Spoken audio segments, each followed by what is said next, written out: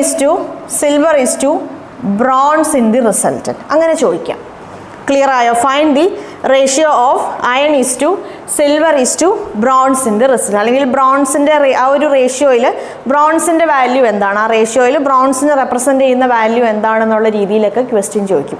So ഈ രീതിയിൽ അയണിൻ്റെയും സിൽവറിൻ്റെയും ratio തന്നിട്ട് ഏത് റേഷ്യോയിൽ മിക്സ് ചെയ്യുമ്പോഴാണ് ഈ റേഷ്യോ കിട്ടണതെന്ന് ചോദിച്ചാലും, അല്ലെങ്കിൽ റിസൾട്ടൻറ്റിലുള്ള ഏതെങ്കിലും രണ്ട് കോമ്പോണൻസിൻ്റെ റേഷ്യോ തന്നിട്ട് മറ്റേയാളുടെ റേഷ്യോ വാല്യൂ എന്താണ്, അല്ലെങ്കിൽ ഈ മൂന്ന് കോമ്പോണൻസിൻ്റെയും കൂടെ ഉള്ള റേഷ്യോ എന്തായിരിക്കും എന്നൊക്കെ ചോദിച്ചാൽ നമ്മൾ അവിടെ ആദ്യം എന്താണ് കണ്ടുപിടിക്കേണ്ടത്? ഇവർ രണ്ടുപേരെയും ഏത് റേഷ്യോയിലാണ് മിക്സ് ചെയ്യുന്നതെന്നാണ് കണ്ടുപിടിക്കേണ്ടത്. ഇവർ രണ്ടുപേരെയും ഏത് റേഷ്യോയിലാണ് നമ്മൾ മിക്സ് ചെയ്യുന്നതെന്നാണ് എന്ത് ചെയ്യേണ്ടത്? കണ്ടുപിടിക്കേണ്ടത്. ക്ലിയർ ആയല്ലോ? നോക്കിക്കോളൂ. അപ്പോൾ ഇവർ രണ്ടുപേരുടെ കാര്യം പറയുമ്പോൾ നമുക്ക് അയണിൻ്റെയും സിൽവറിൻ്റെയും കാര്യം മാത്രം എടുത്താൽ മതി അല്ലേ?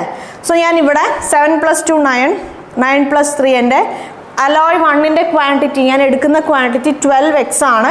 അതേപോലെ എൻ്റെ രണ്ടാമത്തെ അലോയുടെ ക്വാണ്ടിറ്റി 3y ആണ്. സോ സിൽവർ എന്താണ്? അയൺ 7x ആണ്, സിൽവർ 2x ആണ്. ഇവിടെ അയൺ 0y ആണ്, സിൽവർ y ആണ്. അപ്പം ഞാൻ ഇക്വേറ്റ് ചെയ്യാൻ പോവാണ്.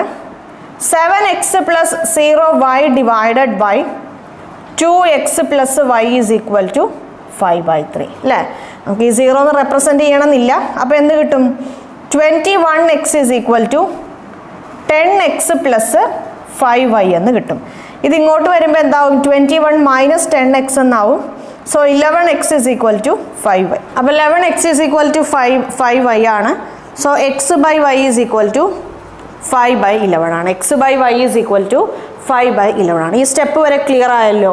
ഇനി റിസൾട്ടൻറ്റിലുള്ള 3 എലമെൻസിൻ്റെയും റിസൾട്ടിലുള്ള 3 കോമ്പോണൻസിൻ്റെയും റേഷ്യോ അവർ കണ്ടുപിടിക്കാൻ പറഞ്ഞാൽ നമ്മൾ എങ്ങനെ കാണും? അല്ലെങ്കിൽ റിസൾട്ടൻറ്റിലുള്ള ബ്രോൺസിൻ്റെ ക്വാണ്ടിറ്റി കണ്ടുപിടിക്കാൻ പറഞ്ഞാൽ നമ്മൾ എങ്ങനെ കാണും? നോക്കിക്കോളൂ. ബ്രോൺസിന് കണ്ടുപിടിക്കാൻ പറഞ്ഞാൽ നമുക്കിവിടെ x ഈസ് ഈക്വൽ ടു